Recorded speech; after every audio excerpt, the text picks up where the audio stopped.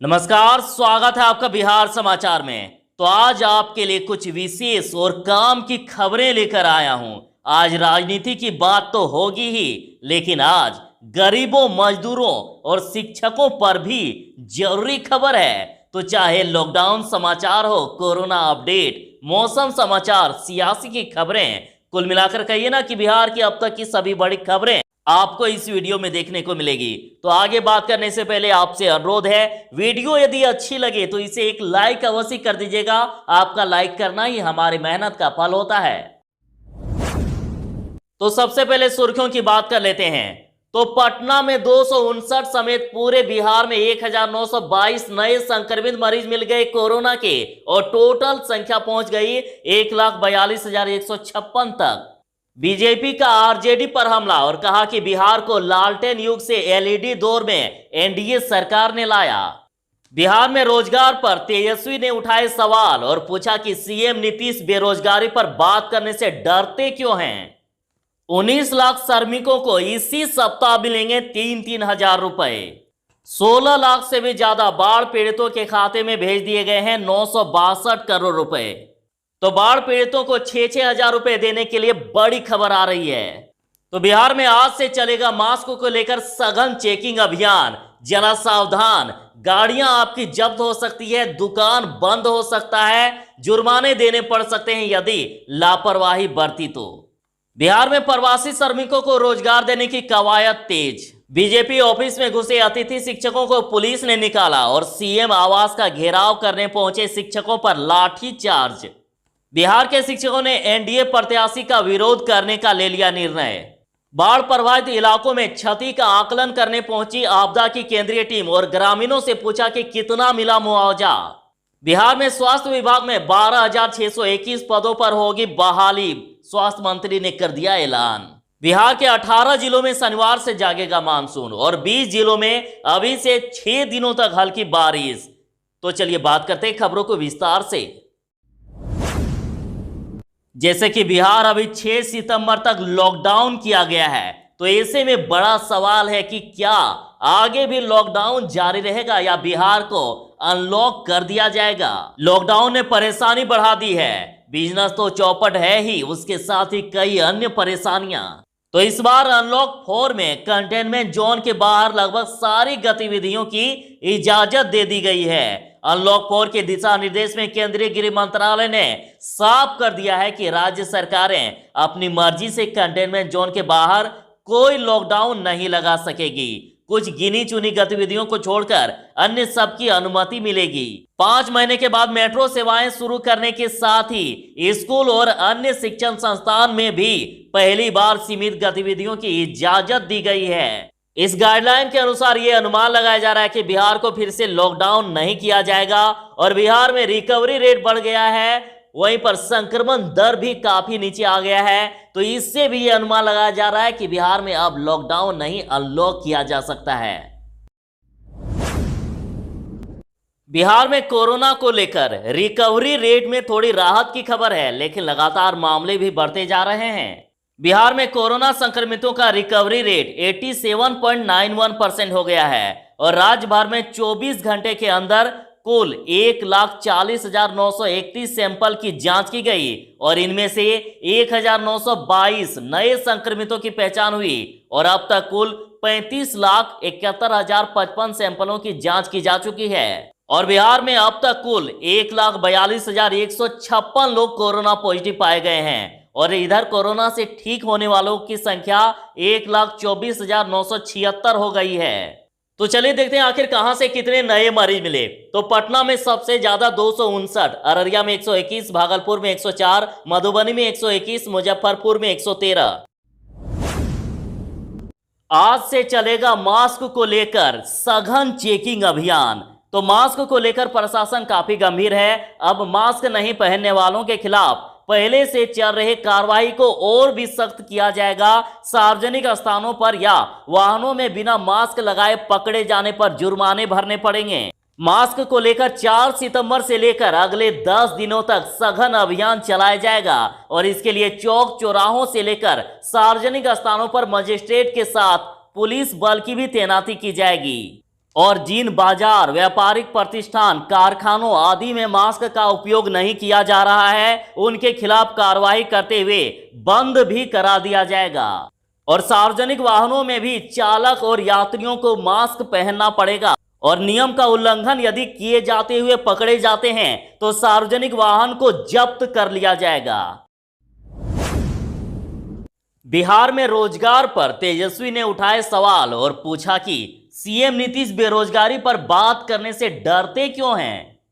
तो माननीय तेजस्वी यादव जी ने ट्वीट करके कहा है कि बिहार के मुख्यमंत्री श्री नीतीश कुमार बेरोजगारी पर बात करने से डरते क्यों हैं। क्या बिहार को बेरोजगारी का मुख्य केंद्र बनाने के बाद उन्हें शर्म आती है? क्या नौकरियों में धांधली और बिहार के उद्योग धंधे बंद करवाने के बाद भी वह युवाओं को भ्रमित कर और अधिक ठगना चाहते हैं? और एक ट्वीट में उन्होंने कहा कि बेरोजगारी इस देश का सबसे ज्वलंत मुद्दा है, लेकिन ये सरकार की प्राथमिकता में नहीं है। करोड़ों युवा को नौकरी देने का वादा था, यहां तो नौकरियां छीनी जा रही है और बिहार में सबसे अधिक बेरोजगारी है। डबल इंजन सरकार ने बिहार को बेरोजगारी का केंद्र बना दिया। तो वहीं गुंजन पटेल ने कहा है कि बिहार में बेरोजगारी दर करीब 47% है और कहा है कि करीब 5 लाख पद खाली पड़े हैं, हर सरकारी बहाली अटकी हुई है। आरोप लगाया है कि सरकार ने बिहारी युवाओं को हाशिए पर धकेलने का काम किया है और अब समय आ गया है कि सभी युवा साथी एकजुट होकर इस लड़ाई को लड़ें। बीजेपी का आरजेडी पर हमला और कहा कि बिहार को लालटेन युग से एलईडी दौर में एनडीए सरकार ने लाया। भाजपा के राष्ट्रीय महामंत्री व बिहार प्रभारी भूपेंद्र यादव जी ने कहा कि रोशनी से रोजगार तक, आत्मनिर्भर बिहार तक का संकल्प लेकर चलने वाली अगर कोई सरकार है तो वो एनडीए सरकार है और बिहार को लालटेन युग से निकालकर एलईडी दौर में लाने वाली कोई सरकार है तो एनडीए सरकार है और जिसने गांव-गांव में बिजली और घर-घर में रोशनी पहुंचाई। और राजद पर हमला करते हुए कहा कि राजद जिस टेक्नोलॉजी का विरोध करता है उसी को अपनाता भी है। वर्चुअल रैली का विरोध और फेसबुक, ट्विटर को अपनाना ये कैसी राजनीति है। आगे कहा कि टेक्नोलॉजी का उपयोग कर एनडीए सरकार ने जेम से करोड़ों बैंक खातों में लोगों के हक को पहुंचाने के लिए काम किया, जबकि राजद की साथी कांग्रेस ने टेक्नोलॉजी को 2G घोटाले के अवसर के रूप में देखा। भाजपा के लिए टेक्नोलॉजी जन सरोवर का माध्यम बना तो वहीं कांग्रेस के लिए भ्रष्टाचार का अवसर। 19 लाख श्रमिकों को इसी सप्ताह 3-3 हजार रुपए मिलेंगे। कोरोना काल में आर्थिक संकट जूझ रहे बिहार के मजदूरों के लिए राहत भरी खबर है। श्रम संसाधन विभाग ने भवन निर्माण से जुड़े 19 लाख निबंधित मजदूरों को 3-3 हजार रुपए देने का निर्णय लिया है और चिकित्सा मद के रूप में कामगारों को मिलने वाली ये सालाना राशि इसी सप्ताह मिलेगी। तो आप यदि इसमें से आते हैं तो जरा अपने नाम के साथ जिले का नाम जरूर बता दीजिएगा ताकि वहां पर जैसे ही राशि मिले आपको इन्फॉर्म कर सकूं। बाढ़ पीड़ितों के लिए आ गई बड़ी खबर कि 16 लाख बाढ़ पीड़ितों के खाते में भेज दिए गए हैं 962 करोड़ तक।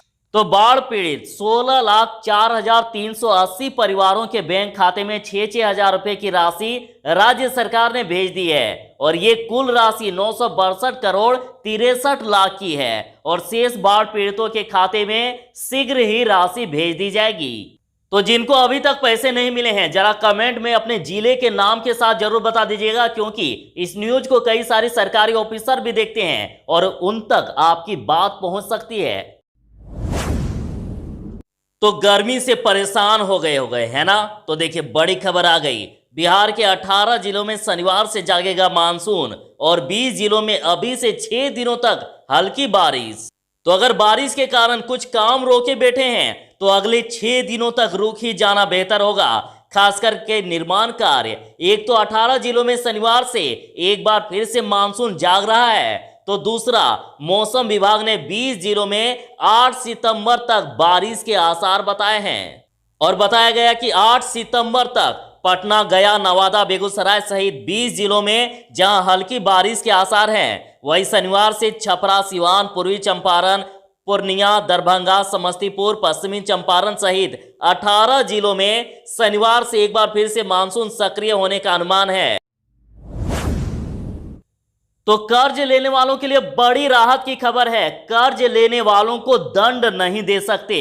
तो देखिए, माननीय सुप्रीम कोर्ट ने बुधवार को ही किस्तों की स्थगन अवधि यानी मोरेटोरियम के दौरान ब्याज को लेकर सुनवाई की और कोर्ट ने कहा कि ब्याज पर ब्याज लेना कर्जदारों के लिए दोहरी मार है और ऐसा करके उन्हें दंडित नहीं किया जा सकता।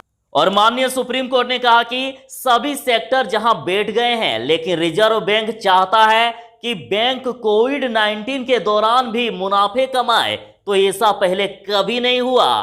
तो लोगों की समस्या को देखना पड़ेगा, सिर्फ मुनाफे को देखने से थोड़ी ना होगा। लोग आखिर कहां से ब्याज चुकाएंगे? अभी सभी सेक्टर तो बैठ गए हैं, काम धंधे बंद हैं।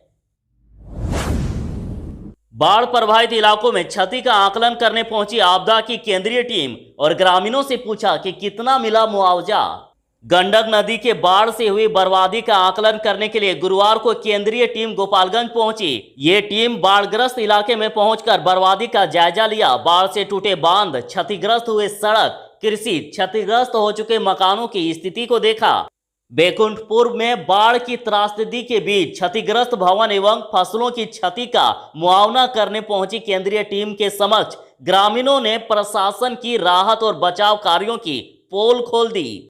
ग्रामीणों ने बताया कि तटबंध जब भी टूटता है तो उसे ठीक से मरम्मत नहीं कराई जाती है। केंद्रीय टीम ने जब ग्रामीणों से रिलीफ मिलने की बात पूछी तो लोगों ने कहा कि 6,000 रुपए की राशि भी पूर्ण रूप से भुगतान नहीं किया गया है। तो क्या आपको 6,000 रुपए की राशि मिल गई है? जरा कमेंट में जरूर ही बता दीजिएगा। बड़ी खबर है कि बिहार के शिक्षकों ने एनडीए प्रत्याशी का विरोध करने का ले लिया है निर्णय।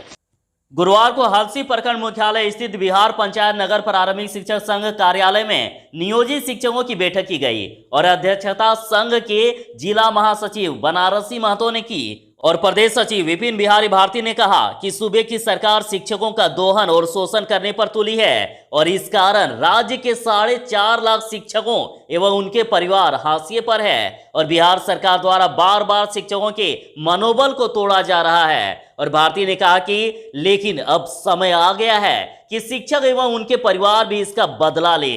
समान काम समान वेतन व समान सेवा शर्त लागू नहीं करने पर शिक्षक परिवार आगामी विधानसभा चुनाव में एनडीए प्रत्याशी के विरोध में मतदान करेंगे। आगामी 5 सितंबर 2020 को शिक्षक शिक्षिकाएं विद्यालय में जाकर मुंह पर काली पट्टी लगाकर बिहार सरकार के प्रति विरोध दर्ज करेंगे।